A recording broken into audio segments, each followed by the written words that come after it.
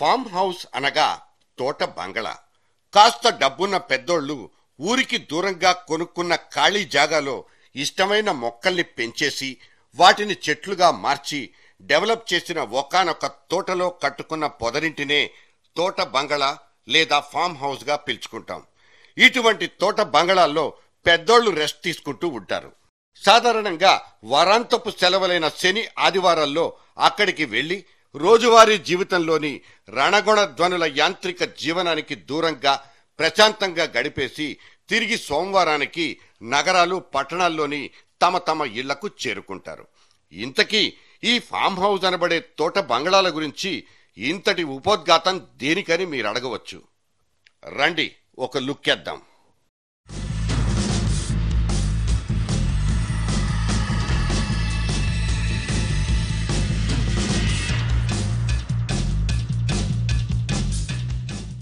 ఎవరినైనా ఎరా బిజీగా ఉన్నావా అంటే అవతలివాడు కాస్త నిర్లిప్తంగా ఏం బిజీలే, క్షణం తీరిక లేదు, దమ్మిడి ఆదాయం లేదు. సరే, ఇప్పుడు క్షణాలకి విలువ లేనట్లే దమ్మిడీలకు కూడా కాలం చెల్లిపోయింది.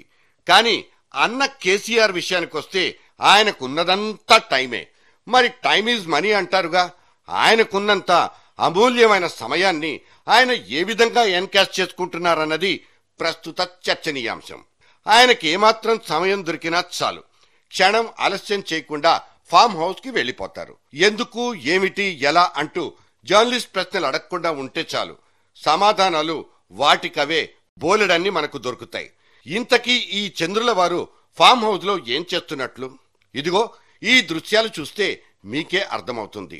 మొన్న దసరా నాడు మన అయ్యవారు 5 వరహాల కోసం కాదుగాని తోటి వాళ్ల ఆనందం కోసం, తన అభిమానాన్ని పంచుకోవడం కోసం లోకల్స్ తో కలిసి తస్వీర్లు తీయించేసుకున్నారు.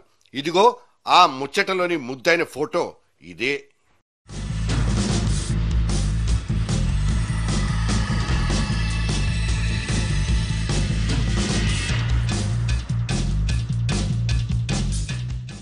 పన్నెండేళ్ల పుష్కర ప్రస్థానంలో తెలంగాణ ఉద్యమాన్ని హైవేల మీద నుంచి స్పీడ్ బ్రేకర్ల మీదుగా పోనిచ్చి గల్లీ గల్లీల్లో సైతం తన గులాబీ జెండా కారును వీర తిప్పుళ్లు తిప్పేసిన భాయ్సాబ్ కు విరామం, విశ్రాంతి అనే పదాలంటే ఎనలేని మమకారం.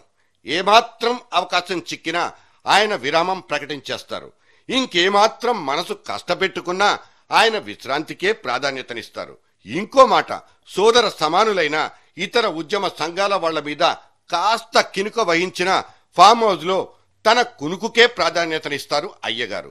ఇది మన అయ్యగారి బలహీనత ప్లస్ బలం కూడా.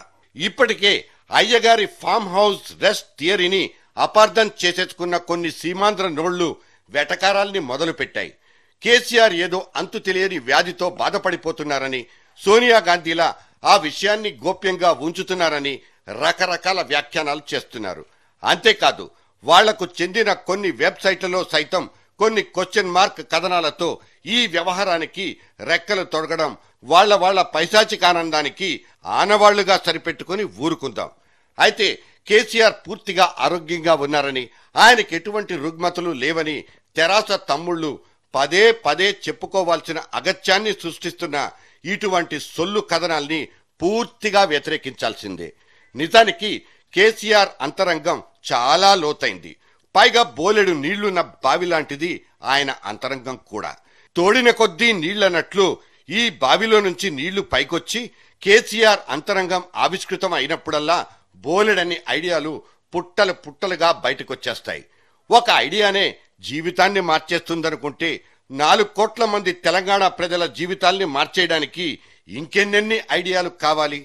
అటువంటి ఐడియాల్ని మస్తుగా దిమాగ్లో ఉంచుకున్న కేసీఆర్ కు ఆ మాత్రం రెస్ట్ లేకపోతే ఎలా?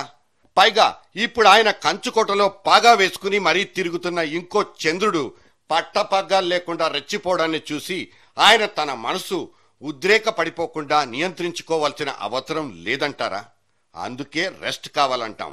దీనికి తోడు గత 2 సాధారణ ఎన్నికల్లో కూడా చెరొక ప్రధాన పార్టీని తన భుజాల మీద ఎక్కించుకుని మోసి తెలంగాణలో ఫ్రీ సవారీ చేయించిన కేసీఆర్ కు మరో 12 నెలల పాటైనా రెస్ట్ అవసరం లేదని ఎవరైనా ఎలా భావించగలరు? అందుకే మన తోటరాముడు అట్ ఫామ్ హౌస్ దీని చిలవలు పలవలు చేయొద్దు. ఆయనకు నిద్రాభంగాన్ని కలిగించొద్దు. ముఖ్యంగా ఆయన నోటికి పని చెప్పించొద్దు. ఆయన గాని ఒక్క విధులు గాని వేశారంటే మొత్తం లొల్లిలొల్లే. ఆయన తిరిగి తన కారెక్కారంటే చాలు దుమ్ము రేపడం ఖాయం. ఆయన ఒక గబ్బర్ సింగ్, ఆయనే ఒక రాంబాబు. ఆయన ఆడిందే ఆట, పాడిందే పాట. Yes, he's hero, rest of them are zeros. మరి మన సంగతేంటి? ఇదే అలవరసలపై ఈ విషయం గురించి మళ్ళీ మరోసారి కలుసుకుందాం. Over to farm house.